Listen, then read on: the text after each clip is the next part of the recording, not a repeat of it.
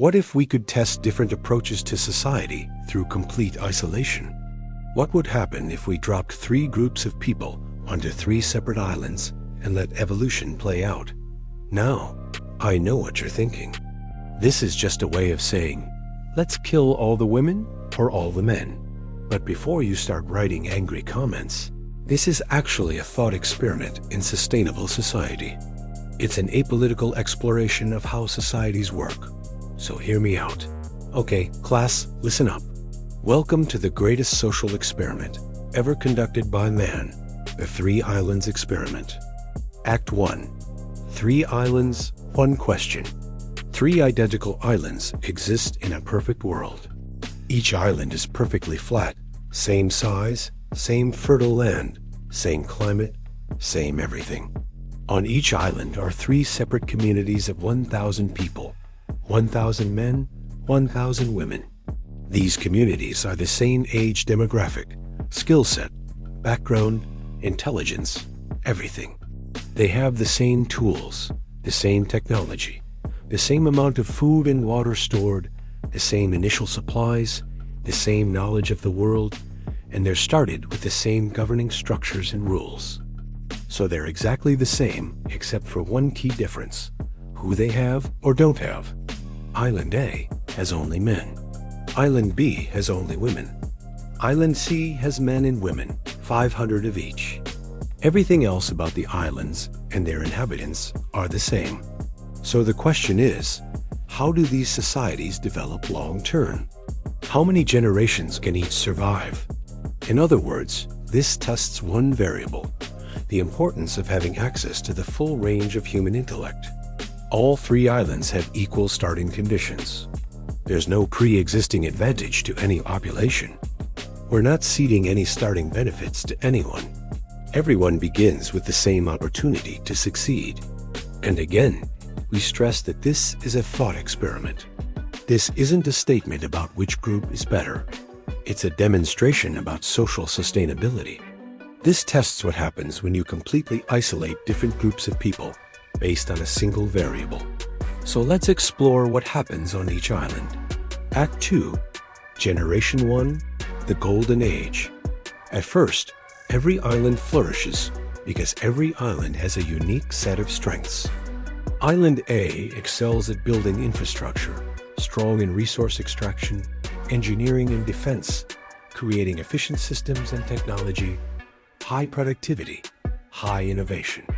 Island B excels at building community and social cohesion, strong in education, healthcare, conflict resolution, creating a nurturing, stable social structure, high cultural and artistic development.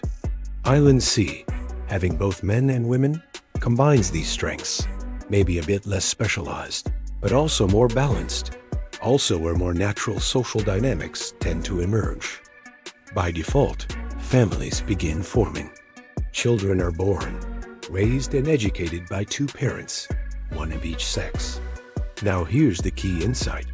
In the short term, everyone thrives. All 3 islands develop and advance. By every measure of success, they improve. In fact, without the context of comparison, each island believes it's doing better than humanity as a whole. They see themselves on the cutting edge. After decades of peace and prosperity, each island feels confident, secure, and superior. And honestly, they are. Each has achieved incredible things. But that's why it's so important to have that big picture perspective. Just because your island is thriving doesn't mean others aren't too. And now we turn the corner into the second act, Generation 2, the pattern emerges. People grow old and die on all 3 islands, but especially on islands A and B, with no opposite sex to reproduce with, their populations begin to shrink. At first, this doesn't seem like a big deal. Their societies are still stable, prosperous, and advancing. The older generation leads, the younger generation learns. But after a few more generations, their population pyramids start looking like this. The oldest people are living longer and longer, but there's no one left to replace them. And this pattern continues until their societies are on the brink of collapse. On Island A, after 10 generations, they have 14 people left, all over the age of 70. On Island B, they have 23 people left, all over the age of 80. Their incredible scientific and technological achievements cannot save them. They have the medical capability to extend life indefinitely, but no one to pass their knowledge on to. Even if they cloned themselves over and over again, they'd still be stuck because the knowledge would be lost between generations. Their culture and traditions would eventually be completely forgotten. They may have developed space travel, but there'd be no one to go to space. They may have cured cancer, but it wouldn't matter because they'd have no one left to cure. This represents the ultimate failure of their ideology. The purpose of this experiment was to find the most sustainable way of organizing a society. And despite their many achievements, the separatist societies are unable to sustain themselves beyond a few dozen generations. Meanwhile, on Island C, new generations are being born and raised. Knowledge is being passed down. Culture is evolving and adapting. Population is stable.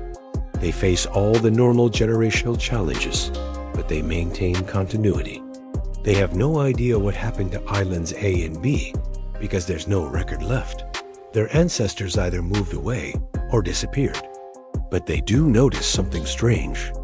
Occasionally, ships pass by carrying a few elderly people who tell stories of other islands that once existed nearby.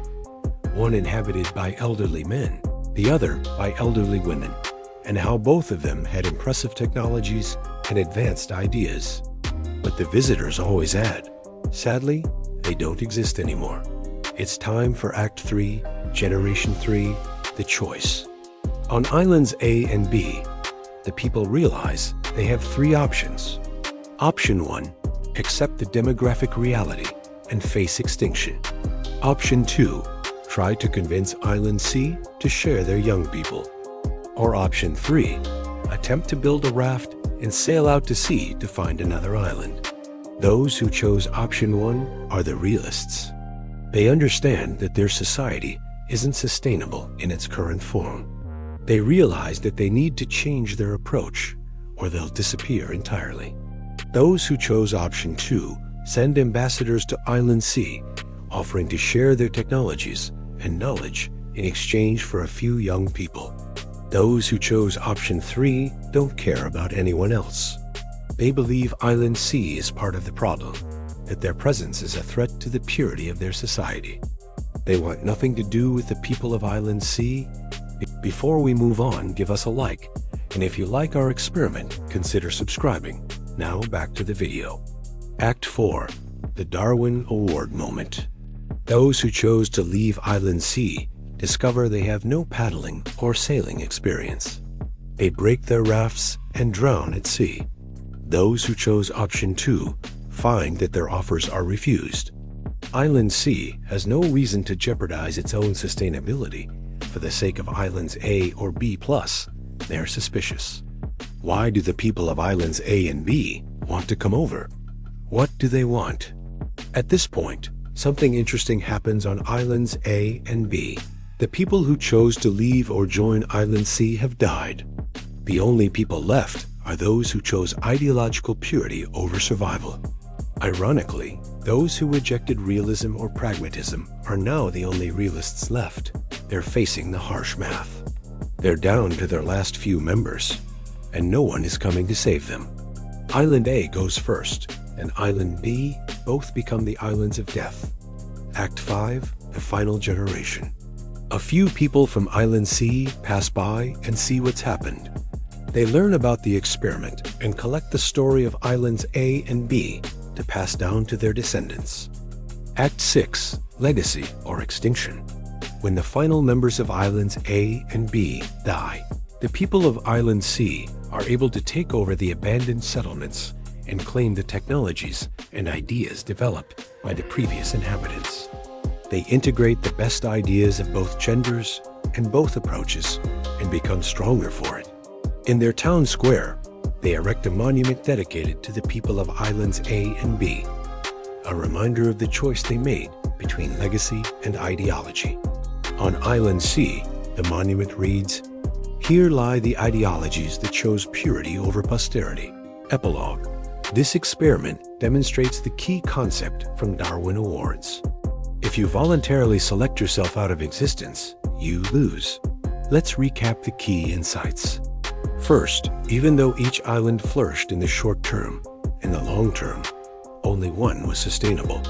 Second, the unsustainable choices were made by people who were well informed. It wasn't uneducated hicks who chose extinction. It was highly intelligent, highly capable people. They were brilliant scientists and engineers, amazing artists and teachers, skilled politicians and administrators. They weren't stupid, ignorant people. In fact, they were the best and the brightest, which makes it all the more tragic that they chose extinction. Third, the key takeaway is that sustainable progress requires cooperation, not isolation. Evolution favors integration, not separation. That's why Island C survived. They integrated the full range of human capabilities and social structures. In reality, you see this pattern everywhere. Any group that completely isolates itself from complementary populations faces sustainability challenges. Think of radical gender separatist movements, extreme ideological isolation, political, religious, or cultural, or any kind of us vs them mentality that completely rejects cooperation with anyone who doesn't conform to a particular ideology. These patterns lead to demographic collapse and eventual extinction. Of course, there's a big difference between advocacy and separatism, between pushing for change while maintaining the social fabric of a community and completely rejecting the norms and traditions that make it possible. We can advocate for our values and demand positive change while still being part of the social fabric, while still cooperating with everyone else to secure our collective future. That's the path to progress. That's the path to prosperity. That's the path to building a better world together. I hope you enjoyed this thought experiment. Thanks for watching, and see you next time.